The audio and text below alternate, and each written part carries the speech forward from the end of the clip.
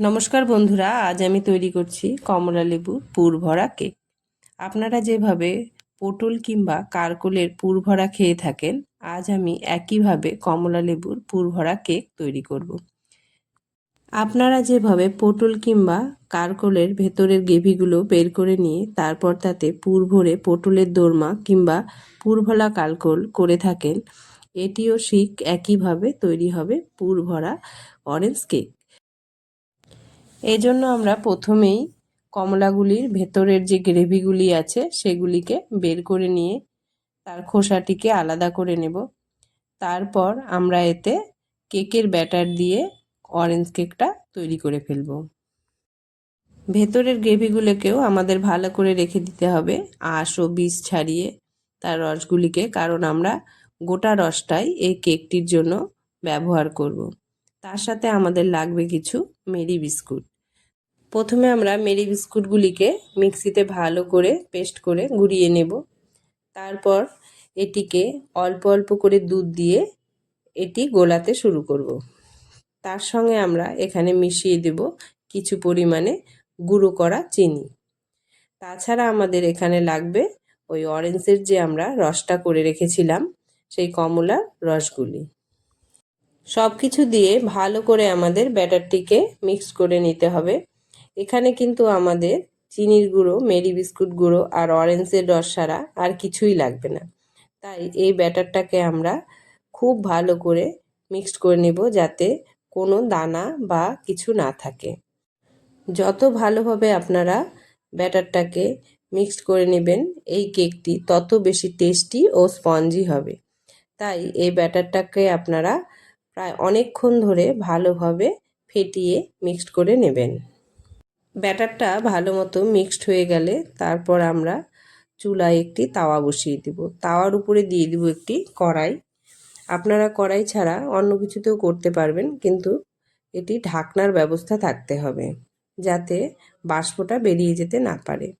আমি কড়াইয়ে একটি প্লেট দিয়ে দিচ্ছি উঁচু করে দেওয়ার জন্য, যাতে আমার কেকের বাটিটা বসাতে সুবিধা হয়। এরপর ঢাকনাটা দিয়ে একটি লবঙ্গ দিয়ে তার ফুটোটা বন্ধ করে আমি ফ্রি হিট হতে রেখে দিলাম কড়াইটাকে কিছুক্ষণের জন্য।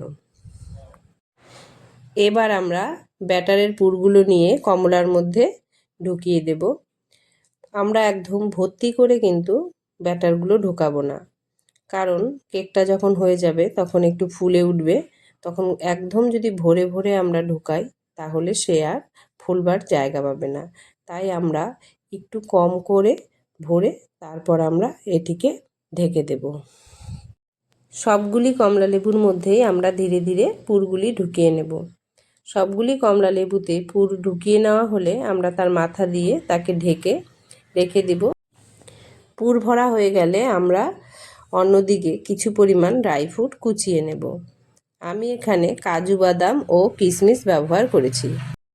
কাজু বাদাম ও কিশমিশগুলিকে ছুরি দিয়ে ভালো করে ছোট ছোট করে কুচিয়ে নিয়ে তারপর আমি যে পুরগুলো ভরে রেখেছিলাম তার উপরে ছড়িয়ে দিয়ে দেব। এই ড্রাই ফ্রুটগুলো দেওয়াতে দেখতেও যেমন কেকটা সুন্দর লাগবে, আবার খেতেও অনেকটা সুন্দর হবে। এবার এই পুর ভরা কমলা লেবুগুলিকে আমরা একটি প্লেটে বসিয়ে কড়াইতে দিয়ে দেব। কিন্তু এগুলি যেহেতু কমলা লেবুর মধ্যে আমরা পুর ভরেছি, তাহলে প্লেটে গিয়ে পড়ে যেতে পারে। তাই আমরা করব কি, একটু আটা মাখিয়ে নিয়ে এই কমলা লেবুগুলির জন্য একটি করে বিড়া বানিয়ে নেব, যাতে তার উপরে বসিয়ে দিলে কমলা লেবুগুলো একটুও নড়াচড়া করবে না বা পড়ে যাওয়ারও কোনো সম্ভাবনা থাকবে না। কমলা লেবুগুলিকে ঠিকমতো বসিয়ে নিয়ে আমরা যে এর জন্য কড়াইয়ে ফ্রি হিট করতে দিয়ে রেখেছিলাম সেখানে এবার একে ঢুকিয়ে দেবার পালা। আমরা এবার কড়াইয়ের ঢাকনা খুলে, কড়াইটা কিন্তু আমাদের বেশ গরম হয়ে গেছে আগে থেকেই, এতে এই প্লেটটি সাবধানে ঢুকাতে হবে, কারণ চারপাশের সমস্তটাই গরম হয়ে গেছে। হাতে লাগলে একদম ছেঁকা খাওয়া ছাড়া আর কোনো উপায় নেই।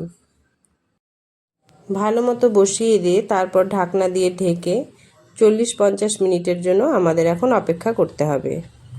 40-50 মিনিটের অপেক্ষা শেষ হওয়ার পর আপনারা কড়াইয়ের ঢাকনাটি খুলে এবং কমলা লেবুরও ঢাকনাটি খুলে একটি কাঠির সাহায্যে দেখে নেবেন কেকটা ঠিক মতো হয়েছে কিনা।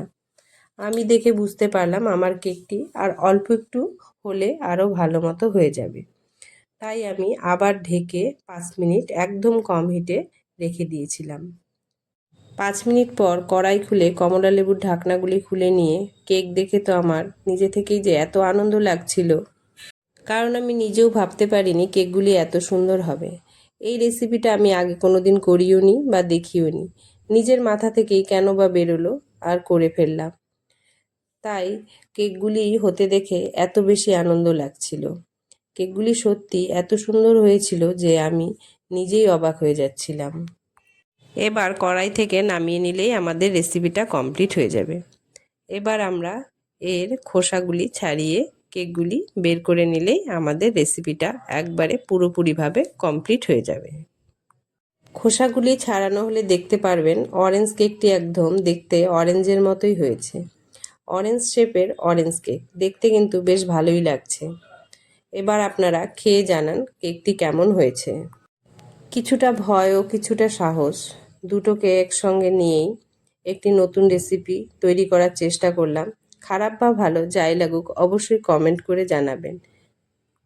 আর ভিডিওটি ভালো লাগলে অবশ্যই লাইক ও সাবস্ক্রাইব করে দেবেন।